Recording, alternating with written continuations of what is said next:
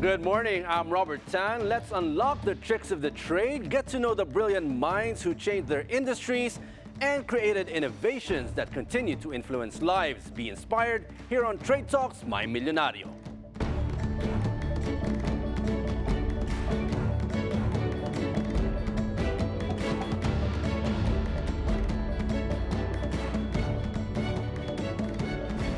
Passing on a family business to the next generation may be easy. One already has clientele. There's also no need to start from scratch or to raise huge capital. But it also has its challenges. Let's find out.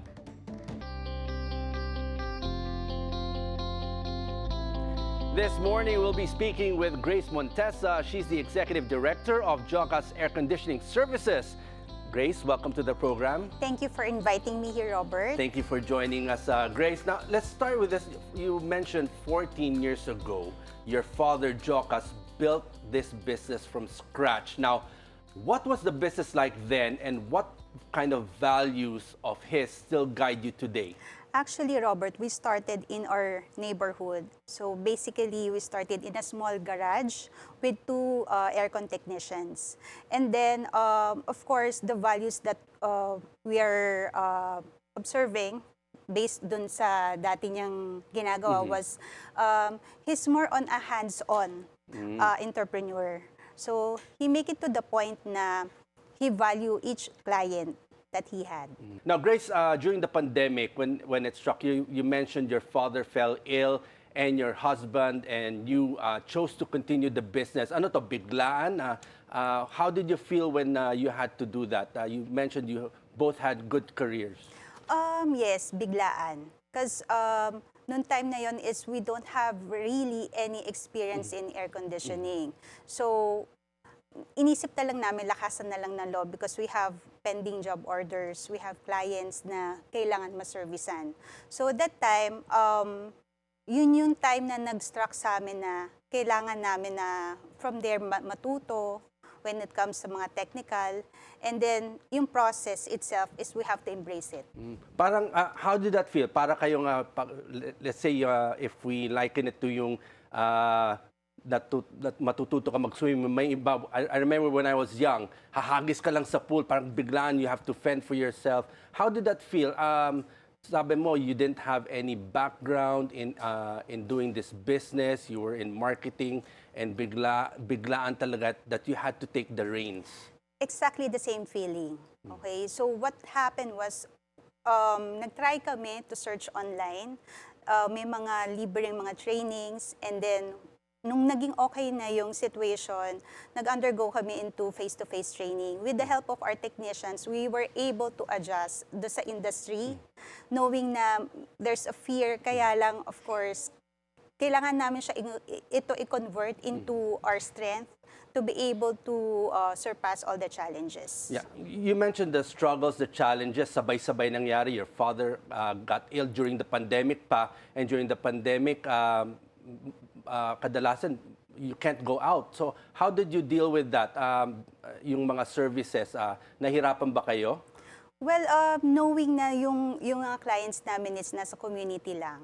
So, syempre may mga fears sila na COVID eh. So, kailangan lang namin talaga mag-PPE that time.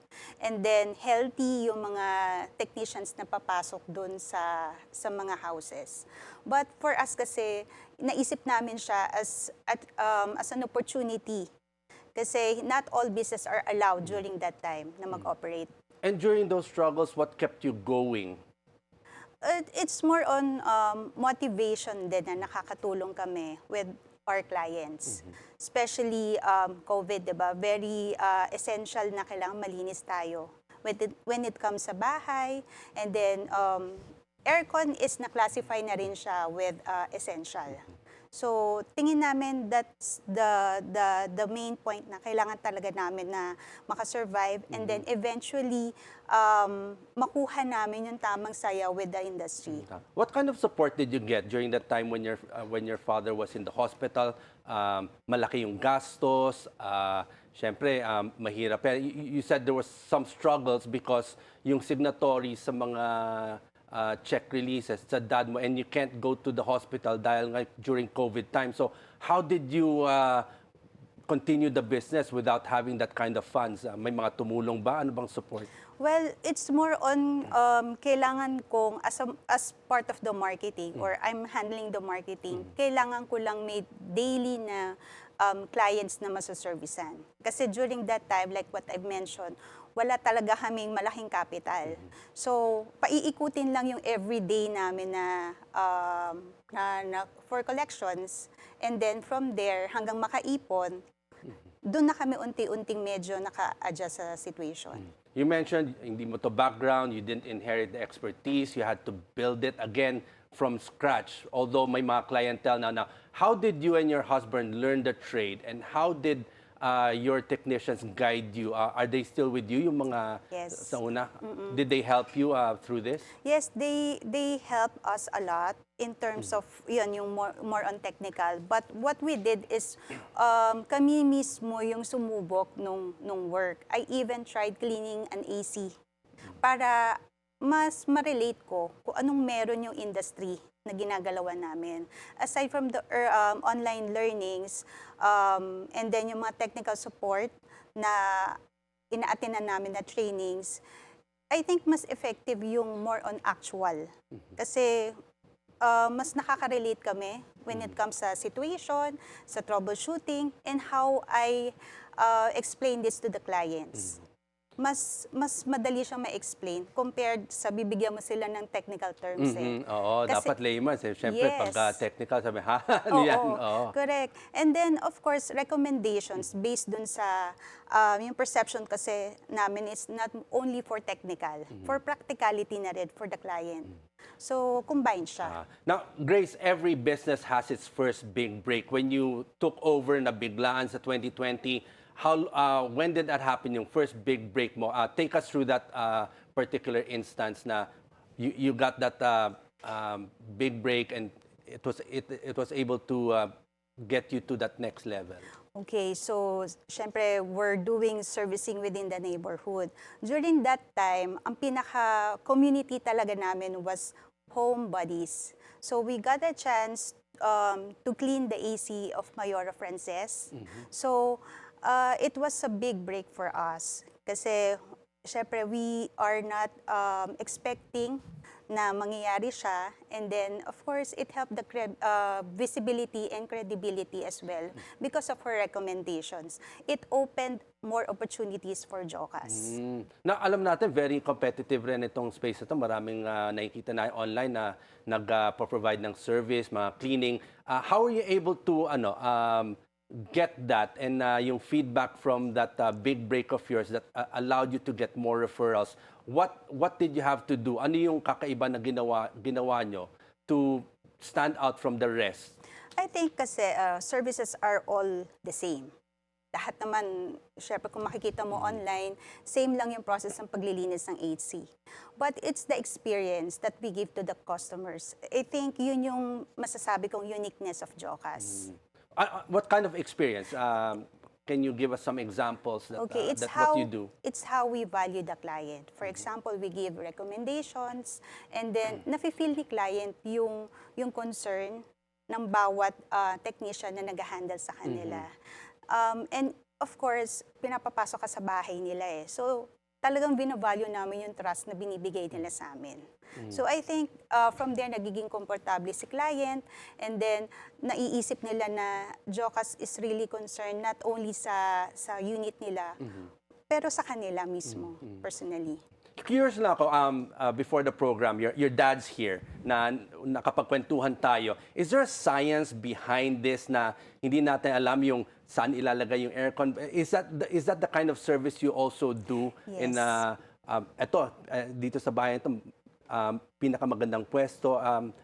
Your dad was mentioning that you were providing that kind of service as well. Yes, yes. Aside from the cleaning of AC's preventive maintenance, now he's well now. So we also offer design. So we offer supply, design, installation, and PMS of aircon units. So basically, number one rule talaga is do a survey before ka magpapa-install ng AC. Because we have things that we need to consider before tayo mag-install ng AC, like the heat load, and then kung saan siya magandang ipwesto, and then kung ilan yung mga taong mag-occupy sa isang room. So, yun tingin ko is one of our unique traits na pwedeng i-offer with our clients. So basically, syempre maraming types of aircons. Yung meron yung split type, merong window type. So parang talagang may science behind it na Yes. ilalagay mo dito is more efficient, mas lalamig yung kwarto, yung square meter na gaano kalaki yung bahay, ilang horsepower yon. That's part of the service that you provide. Yes, we provide recommendation and then yung design kung saan efficient yung AC natin, as well as, syempre, kaya tayo nag-inverter, mas matipid sa kuryente. So it might as well, mas maganda kung mas magiging sulit yung pagbili ng AC ni client. Maganda yan, no? And not a lot of people know about that, but we'll discuss more about that, the science behind where to put the aircon, but we'll take a short break. Trade Talks, we'll be right back.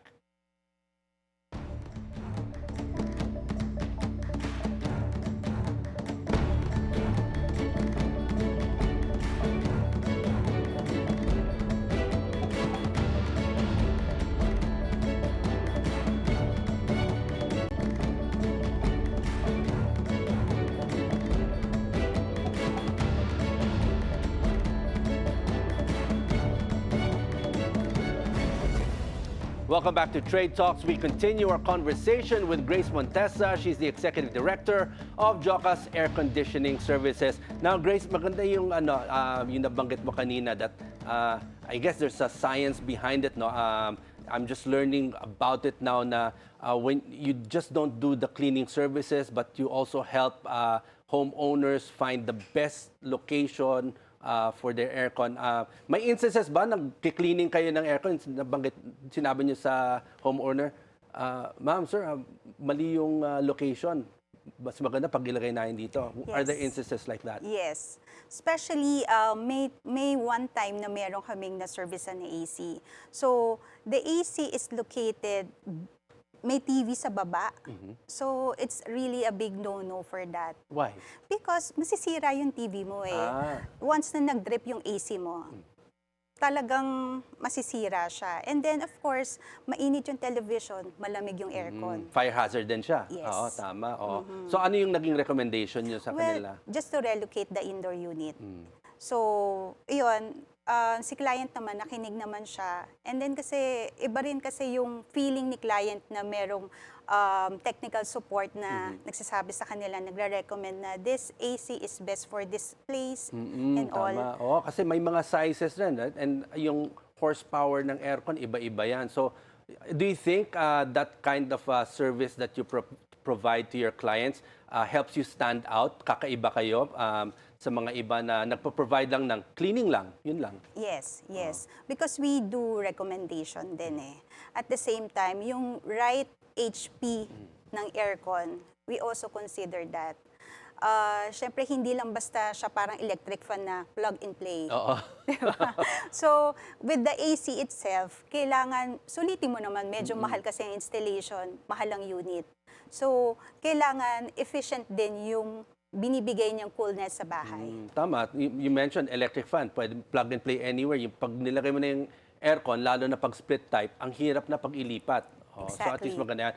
Now, Grace, from neighbors to corporate clients, from homes to commercial systems, what were the toughest challenges in scaling this business and how did you overcome them?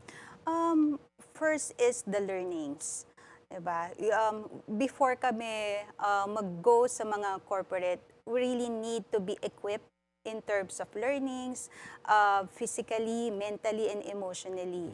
Because corporate to eh, hindi siya yung basta bahay lang na isa lang yung kinakausap mo. But this one, it involves a lot of units, a lot of decision maker and all. Tama. So from there, nung nagkaroon kami ng break, kay Mayora Frances with the homebodies, that's the time na na-feel namin na ready na kami na mag-corporate clients. To go big. Yes, to go big. Ready. Now, you mentioned you and your husband jumped in on this and you shared the leadership, one in operations, one in marketing. how do you balance being life partners and business partners? Nagkakaroon ba kayo ng clash? May mga nakausap ang mga entrepreneurs before. Minsan may mga clashes. But how do you overcome them? How do you get through it? Ano yung conversations nyo? Honestly, it's not easy, especially when you're having parang a decision when it comes to business. But of course, respecting the boundaries of each other, acknowledging kung ano yung strength ng bawat isa, it's very effective to us, especially siya sa operation. It's more on the technical side. Pero when it comes sa admin and marketing, I handle that kasi yun yung expertise ko. So, kung nagkakaroon ng challenges, we make it to the point na we remind each other na we're not only business partners, but we're really partners in real life. So from there, medyo kumakalma. Nagiging okay na ulit. Yung father mo, is he still actively helping you? Siya rin ba yung pag medyo nagdi-discussion kayo ng husband mo, teka muna. Actually, Mediator yes. siya. Mediator. At the same time, consultant namin siya. So he's in charge with the design of the aircon units. What do you mean design of the aircon unit? Like kung saan ipoposition. Yun, yung Yes. service nyo, yung Yes, mga ganda. the services. So talagang that's part of the business model that you have. Yes. Oo. And for yung sa mga corporate clients mo, ano yun, ganun din. You provide them with where to put, ano Yes. yung ilalagay na aircon doon. Yes. And then, syempre, we have regular corporate clients. We also do recommendation. So, mas maganda kasi yung preventive maintenance rather than, ay, sira na, palit na naman. So, it's better to invest in cleaning. Yun talaga yung basic Cleaning talaga siya. So, para makikita mo, mababantayan mo yung unit mo rather than spending a lot of money sa unit.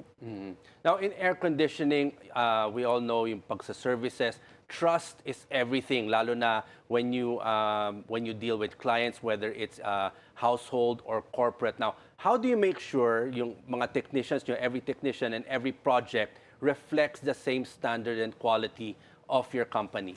Actually, culture sa amin is very important. So, every day, nire-remind namin sila about our purpose, our values, and of course, Jocas is known for, syempre, we need to really, what do you call this? Talagang kailangan ma-imbibe nila yung Yes, culture. yes. They have to be, lalo na you're dealing with clients that hindi lang one time, you always come back, mga servicing, and you always rely on referrals. Yes. And of course, the trust of the client. Yun kasi yung pinaka-importante. So, once na-build yung tiwala ni kliyente sa'yo, sila na mismo yung magre-refer. Pag ganyan ba, may mga warranty na binibigyan nyo sila na when you do servicing? May mga iba kasi wala Yes, meron po. Meron? Yes, meron po. Is that part of the trust building with the, with the clients? Yes. Kasama po siya. Kamusta naman yung mga feedback nila when you do your services and when you go the extra mile? Actually, mas nakahappy kami. Yun kasi yung goal namin is to resolve yung mga problems ni client in terms of, ayun, hindi lumalamig, may tuloy yung AC nila and all. So, yun talaga ang goal ng team namin every day. So, we make sure na lalabas si technician, masaya si client. Now, looking back, when you got into this blind, para kayong hinagis sa swimming pool na hindi pa kayo marunong mag-swimming, now from the setbacks, the breakthroughs, what are the three biggest lessons you've learned that every aspiring entrepreneur should know today? Okay, first is start small but dream big. Siyempre, nag-start kami sa small garage with 2 AC technician. For us kasi, hindi tayo pwede ma-stuck sa ganun. Second is enjoy the process. Of course, all the learnings, failures, i-enjoy lang natin, embrace that. And then, yun yung magiging fuel mo to exert more effort. Third is the purpose. Every time that you encountered failures, challenges, redirection, you need to go back dun sa ano bang purpose ko? Why am I doing this kind of business? So from there, medyo, ay oo nga no, kailangan pala, we need to stick na masaya si client, Yes. okay yung services natin. Happy client, it grows, referrals. Yan, usually, mga word of mouth na yan ang pagpalaki ng isang business. Now, Grace, looking back, when you started, would you have done anything different? If you were able to go back in 2020, ano yung sasabihin mo sa sarili mo ng time na yun? Well, tama lang yung ginawa ko. I don't have any regrets. But siguro, the courage is really our fuel to start or to expand Jocas. So, yun. Now, when you talk to your dad, how does he feel na you continued, you didn't give up on what he started? Actually, hindi kasi kami very vocal with in terms of that. So, based lang dun sa nakikita ko, he's happy with it. Because yung sa kanya kasi is simple lang eh. Gusto lang niya mag-service sa neighborhood. But kami kasi, in a different perspective namin nakikita si Jocas. We could go extra mile. We could go outside the village. And of course, share kung anong knowledge na meron kami with the clients. Now, besides yung word-of-mouth marketing na nangyayari, does social media play a big part sa marketing nyo at nakakatulong ba to? Yes, definitely yes. Especially during pandemic, ang source of marketing natin during that time was only social media. So from there, nakilala si Jocas unti-unti. And you mentioned you started with 2 technicians. Gaano kalaki na ang Jocas ngayon? How many technicians do you have? How many workers do you have today? We're now about 9 in the team. So meron na rin kaming admin. So hindi na ako lahat na sumasagot ng inquiry. Dati kasi nung nag-start kami, 24/7. Kasi syempre may panggabing kliyente, may mga nag-work from home even at night. So, sumasagot talaga ako. But now, medyo nadi-divide yung workload. So, kasi meron na kami naka-assign for admin tasks, for operations. Yan. How did the name Jocas come to be as the business name? Actually, it's the name of my father. Okay.